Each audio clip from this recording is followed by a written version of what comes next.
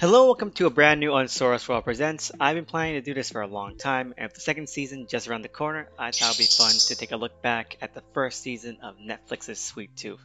For those unaware, Netflix's post-apocalyptic show about a young half-deer, half-human hybrid kid is based on the Vertigo series of the same name by writer-artist Jeff Lemire. And what I want to take a look at is the way that Netflix handled this particular adaptation, especially in comparison to some of Netflix's other comic adaptations. Because, well, to put it lightly, Netflix has a penchant for taking graphic storytelling and, well, junking out a lot of the story and the charm in a translation. And at first glance, Sweet Tooth seems to be much in the same vein. Their first few episodes not only seem to sideline or divert away from what fans of the comic might see as the established and thematically important character beats and narrative structure of the linear story, such as Jeopard's initial motivations and dynamic of Gus, aka Sweet Tooth, but also creates a much larger and more comfy post-apocalyptic setting. And that's kind of what's at the core of the dissonance between the two versions. Lemire's comic is very stark, empty, grungy, and more often than not, horrifying. It puts at the forefront the decay of the apocalypse and how the whole world is at a very low point. Moments of comfort and hope are very fleeting and rare. One of the best examples of this is how each version portrays the subject of the hybrid children themselves. In the comic, they're, well, ugly, purposely and pointedly so. They're supposed to be these uncanny and awkward aberrations of nature. In the show, well, they're cute. Like, really cute. They're adorable. Much like people find real young animals in real life. And, well, that's the point of it all. Because what the show is doing is reframing the world and the characters and the story in a way that is changing the genre as a whole, intentionally. Because what the show wants to do is not tell a story about post-apocalypse, it wants to tell a fairy tale. It wants to tell a fantastical story akin to Peter Pan or something, with the aesthetics and trappings of a modern day fairy tale. Something that is in direct opposition of what the comic attempted to do. But you know what? I have to say, the show at least commits to this goal, and through committing, it actually kind of pulls it off, and is oddly and surprisingly faithful overall. To try to explain, the Netflix series is able to pull off such a hat trick, changing an entire narrative's baked-in genre, because everything it does is in service of trying to retrofit and streamline as much as it can from the original comic in a way that still fits in and works in this new mood and tone. There's going to be spoilers from here on out, so be warned. But yeah, let's go through a couple of things. Now, all this is not to say that Lemire's comic wasn't aware of its own inherent fairy tale-esque qualities. It's about a quest with fantastical animal children, and that can't be avoided. And the comic does dive headfirst into it a few times, with a couple of special issues framed as storybooks, with a more childlike and friendly aesthetic. But those were more used as distinct juxtaposition and a contrast to what the issues were actually saying. The show plays it all with sincerity, sometimes effortless sincerity, and keeping that structure but without any undercurrent or satirical bent. Now let's get into some more specifics because I find a lot of these rather clever. The biggest and most direct change to the narrative and plot is, like I mentioned, that of the character of Tommy Jeopard.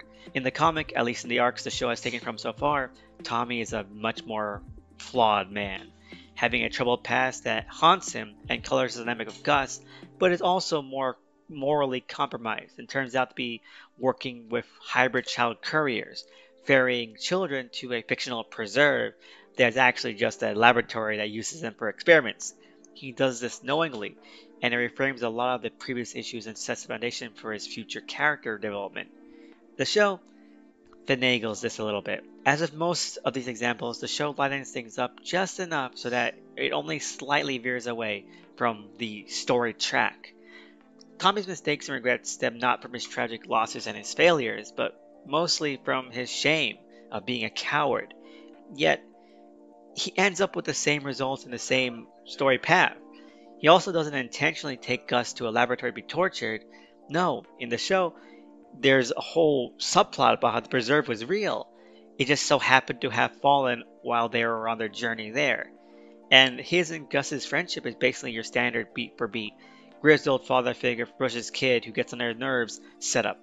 I do like that because again it underscores like what their intent is with lighting things up, but everything is still happening according to what the story and the narrative beats are in the comic, and I think that's really the crux of the matter here. And so doing this to make your character's whole tone and mood was a complete 180, yet they are aligning with their own intent but never seeming to change the end goal.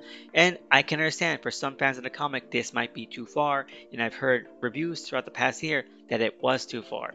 But as someone who also loved the comic, I do appreciate the show forging its own identity, but doing so in a way that doesn't replace or reject the arc of the story. Other aspects of this season that have the same streamlining are, well, Gus's father's whole backstory. Because in the original issues, Gus's father lives a mundane and downbeat life.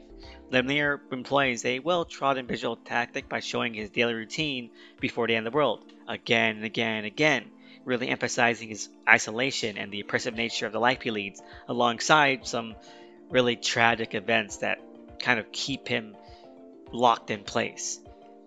And the show, well, again, I'm impressed. Basically adapts the actual panels almost shot for shot in the episode that, deals with his father. But the tone and acting and the mood of everything completely inverts it. Because his dad still leads this mundane life, but rather than it being about him being beaten down by it, it's meant to highlight his simplicity and his innocent nature. Again, for diehards, I know this is ruffles feathers, but I find it an effective and efficient way to once again reshape the story without losing the story. Perhaps it's the low expectations that Netflix has incurred in people like myself, since this could be said to be the bare minimum, just showcasing the story and making changes where they see fit for the audience they want to have, rather than tossing away everything and then having a hamstrung season that satisfies no one and does nothing. And even the new things that were added, completely new, without any basis in the source material, still feel like they had a purpose. The biggest non-source subplot the show has had so far is with a secondary character from the comics where it shows their whole backstory and motivations in a way that were non-existent in the comic, making them more sympathetic and relatable to the audience, more understandable.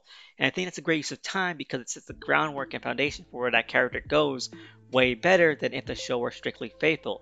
Because, not to knock the comic, that character gets a character development and arc that feels a little unearned given some of the things that they do and were privy to. And you know what? I do think that it kept to the spirit of what these characters are trying to be, even if it didn't keep to the extremes and the sort of lengths that the comic itself did. And so I can enjoy it as its own thing while also appreciating that this is where and how they've adapted and pulled from the source material. Does that mean that it's going to be smooth sailing from here on out? No, because I've seen the trailer for season 2, and that looks like it gives me lots of worry because it does feel like it's going to be moving further and further away, and I don't think that's the great idea. I wonder if maybe that they've gotten everything they needed to from the comics that they're going to be pulling away from them. I hope that's not the case because I do think that there's enough from the comics that they haven't touched yet that would be so perfect and not have to break the bank, or could be easily as streamlined as the first season was with the issues that it adapts. So fingers crossed that the trailers are just misleading. If nothing else, I do think this first season was rather fantastic. I love the actors, I love the performances, and I love the writing. And I do think it is one of Netflix's better adaptations.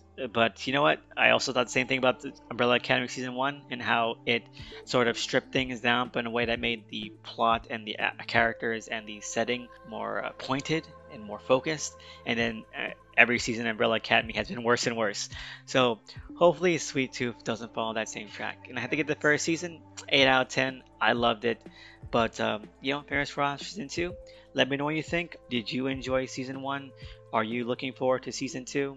Let me know your thoughts. Leave a like, comment, subscribe, and see you again next time. I'm going to be looking at Season 2, and depending on how that goes, I'll be trying to do a sort of more informal review of that after it drops. See you then.